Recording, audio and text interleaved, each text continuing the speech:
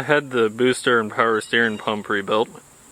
Today we're going to be putting all that back on the car. I don't think I'll be able to get it completely squared away due to financial constraints. Hopefully get at least 50% of the way there. I don't know why this car has Hydro Boost brakes. You really only need that if you don't have room for a vacuum booster. And if you can't find room for a vacuum booster under the hood of an Eldorado, then there's something wrong with you.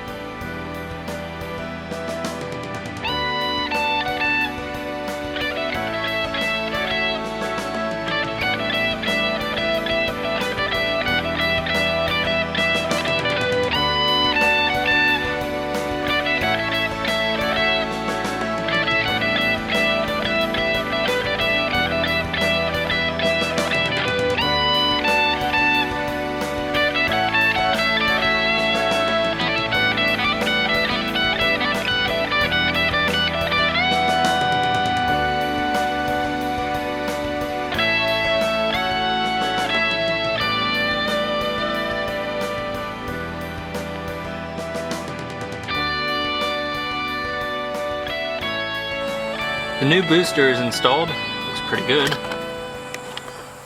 I would recommend using a 9/16 socket, an extension, and a universal joint for the installation, because you do have to get in a little bit of a funny position under the dashboard to get it bolted down. For whatever reason, the studs go towards the rear of the car instead of coming out of the firewall. I was under the car cutting this bit of hose off the power steering line, and I noticed the lines to the fuel pump are a sharp rock away from bursting, so I'm definitely going to have to replace those at some point in the future. Look at how drastically that fender sweeps. I know the bumpers are a little clunky by the late 70s, but still get some very nice sheet metal with this car.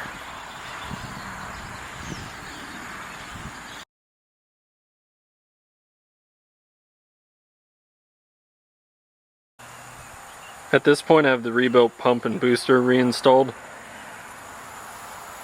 Everything went pretty smoothly. Put some new belts on it too. New lines, new hoses.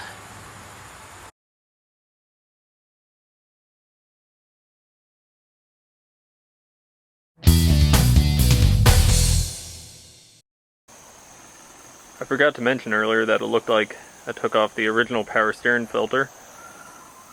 So today I'm going to be putting a magnifying inline filter on the car because it's the best filter I know of for transmissions and power steering pumps. I also want to point out that I'm using the nice looking hose clamps instead of those ugly garden hose boogers they sell at the parts store.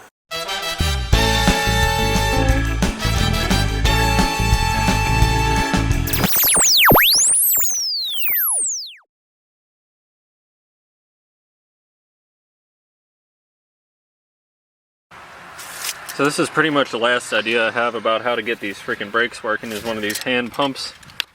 Try and hold it and bleed at the same time. That's not going to work. No, that's gone wrong already. Okay, I'll try and find a better camera angle.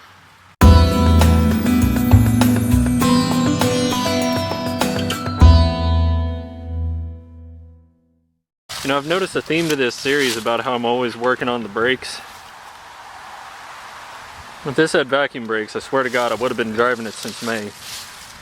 But no, damn brake booster had to go out and put the thing back on jack stands, and I really hate that. Like, honest to God, it's been 9 years since I got into this hobby, and I've never driven a car, an old car, for more than a week at a time.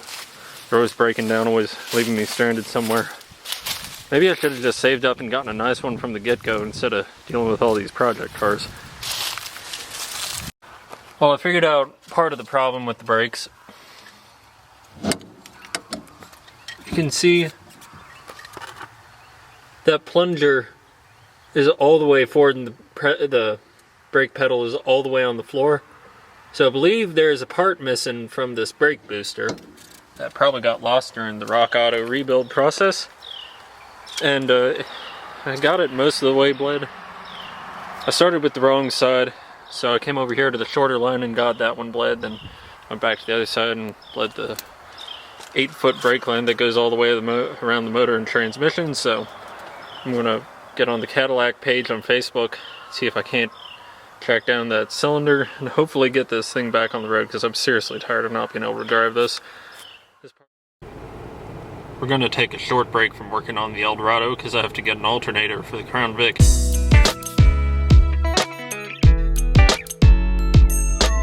One thing I always like doing when I go to the junkyard is wandering around the classic section.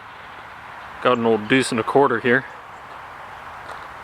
Usually don't have anything cool, but I like Buicks a lot, so that's a nice find. Look at those floor pans. All she needs is some carpet and interior cleaner, and hell, probably drive it home. Thought it was an Impala when I first walked up.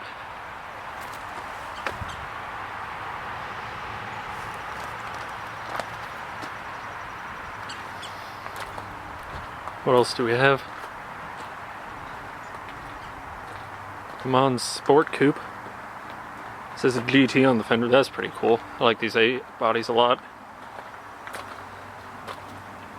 Got an old Corvair. Another old Corvair. Third Corvair. What the hell? Why do they have so many? Why do they have so many Corvairs?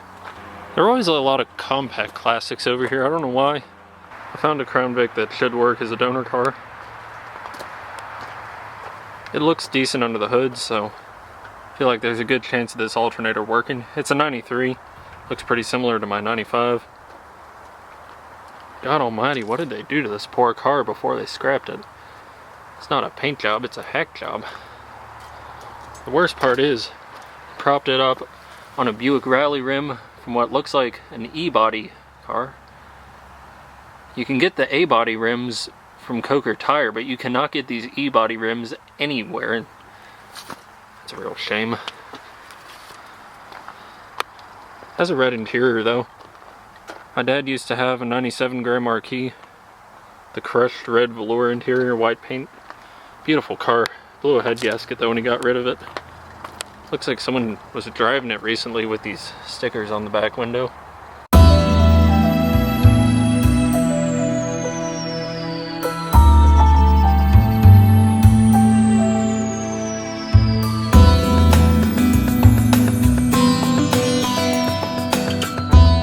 So I have the junkyard alternator installed, and don't worry, it's a tough one, so we know it's gonna last. It was the only alternator in the place that looked decent, so let's fire it up and see if it charges better than the old one.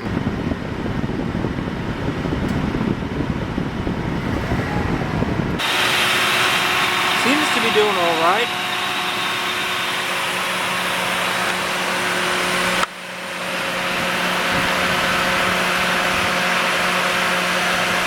Anyways, that doesn't have a whole lot to do with fixing the Cadillac, but my Crown Victoria is my daily driver and it's needed an alternator for a while now. So maybe this $25 junkyard alternator will last me until I can buy a new one from the store, because I just spent $300 on a junkyard brake booster from Cadillac Heaven in North Carolina, and I'm waiting for that to come in the mail. Hopefully it'll be here by next weekend so I can get that car back on the road and stop worrying about it. The replacement brake booster for the Cadillac came today. And well, not that you could tell either way, but it doesn't smell like power steering fluid when I open up the box. It smells like an old brake booster. That's a really good sign.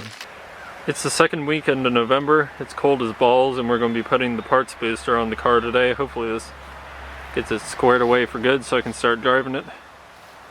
Also have to change the oil on this truck today. It's way overdue for an oil change. I have the rebuilt booster removed from the car, and as we can see, there is in fact something missing from the end. See, there's supposed to be a stopper in there. Not really certain how that got left out of the rebuild process, but hopefully this junkyard part works better than the rebuild part. I have everything reinstalled. Pedal's starting to feel moderately better. Doesn't feel like a pedal should when the car's off, but it's feeling a lot better. I've been told the way to break in power brakes when you have Hydro Boost is to turn the wheel lock to lock while pumping the pedal. So that's what I'm doing. I've been told you have to do it about 40 to 50 times.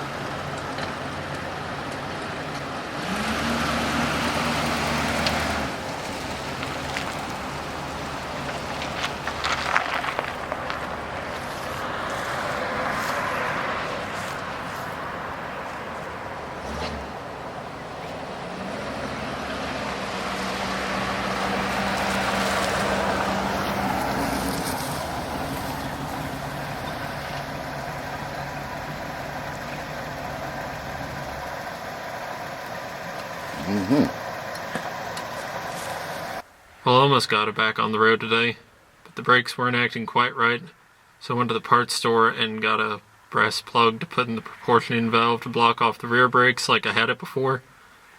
And by the time I got back, it was dark.